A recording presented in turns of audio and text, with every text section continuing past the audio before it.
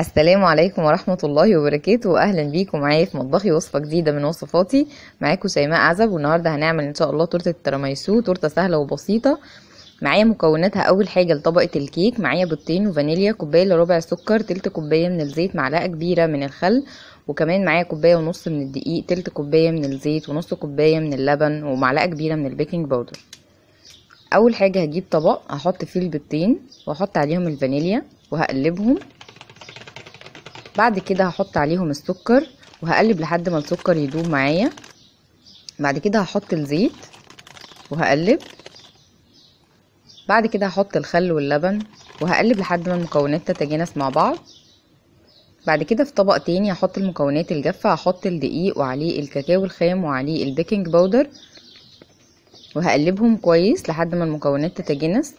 وبعد كده هنزل عليهم بخليط البيض واللبن والزيت اللي انا عملته وهقلبهم كويس لحد ما خليط الكيك يتجانس معايا ويبقى تمام. انا عايزاه يختلط كويس بس. بعد ما اختلط معايا كويس وبقى بالقوام اللي انتوا شايفينه ده، هجيب بقى صينيه بايركس هدهنها بالزيت وهرشها بالدقيق، وهتخلص طبعا من الدقيق الزايد. بعد كده هصب فيها خليط الكيك وهسويه في الصينيه وهدخلها الفرن على درجة حرارة متوسطة تقريبا لمدة نص ساعة لحد ما تستوي.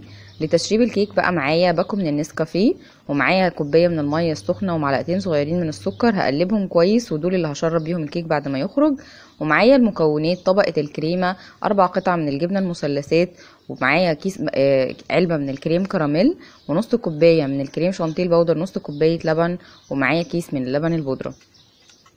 بعد ما الكيكه استوت وخرجت معايا خرمتها بالشوكه وهسقيها بالنسكافيه، بكوبايه النسكافيه اللي انا عملتها. النسكافيه اللي انا عملته ده كان بنكهه الفانيليا، ممكن تستخدموا اي نكهه. وهسيبها تبرد خالص. وبعد كده هجهز طبقه الكريمه. هحط بقى كل المكونات على بعضها: كيس الكريم كراميل واللبن البودره والجبنه المثلثات والكريم الشانتيه البودر وطبعا السكر التحليه حسب الرغبه، انا حطيت تقريبا 3 معالق. هفضل اضرب فيهم بقى لحد ما يبقى بالقوام ده. بعد كده هقطع الكيكه زي ما انتوا شايفين. طبعا يعني ممكن الكيكه نعملها في الصينيه نفسها اللي احنا هنعمل فيها التورته، بس انا عملتها في الصينيه دي وقطعتها وبعد كده رصيتها، يعني انا حبيت اعمل كده اكتر. بعد كده جبت الصينيه اللي هي بتتفتح من الجنب دي، حطيت فيها من تحت ورق بلاستيك كده، كيس بلاستيك زي بتاع السندوتشات، فتحته وقصيت الزياده عشان لما اجي اشيلها اعرف اشيلها بسهوله. بعد كده بدأت ارص الكيك فيه. بعد ما رصيت اول طبقة من الكيك هحط عليها اول طبقة من الكريمة وهوزعها واسويها بالشكل ده.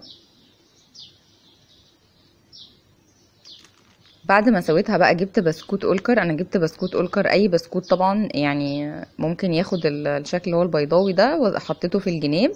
وبعد كده حطيت طبقة تاني من الكيك وحطيت عليها طبقة تاني من الكريمة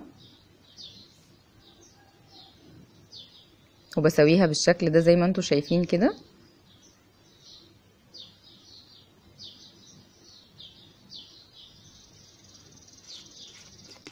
حطيت بقى اخر طبقة من الكريمة وسويتها بالشكل اللي انتوا شايفينه ده. بعد كده جبت طبق حطيت فيه الكريم شانتيه البودر، وحطيت كمان عليه شوية من الكريم كراميل وشوية من اللبن وضربتهم كويس. يعني الطبقة دي اختيارية، دي للتزيين كده عشان تدي شكل حلو. جبت بقى كيس من اكياس السندوتشات وقطعته فتحة صغيرة من الجنب وحطيت فيه الكريم شانتيه.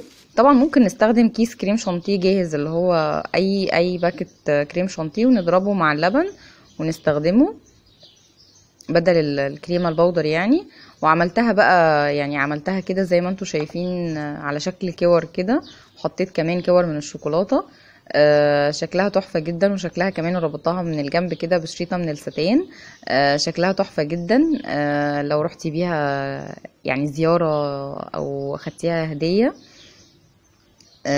شكلها شيك جدا وطعمها تحفه جدا جدا جدا. مش قادره اوصف لكم على طعمها، يعني طعمها حكايه بصراحه. طبعا يعني المفروض ان انا بعد كده بدخلها التلاجة، بحطها مثلا على الاقل ساعتين 3 علشان تمسك معايا كويس. يعني انا كده كمان استعجلت عليها يعني ما استنيش بصراحة. لكن انتوا طبعا ممكن تسيبوها وقت اطول، يعني كل ما تقعد في التلاجة وقت اطول مثلا من 3 ل 6 ساعات هتدي نتيجة احلى. وممكن كمان ندخلها الفريزر وقت اقل، يعني الفريزر طبعا يعني ساعة في الفريزر او ساعة ونص هتبقى حلوة جدا يعني. لو عجبتكم الوصفة وعجبكم الفيديو اعملوا لايك وشير واشتركوا في القناة.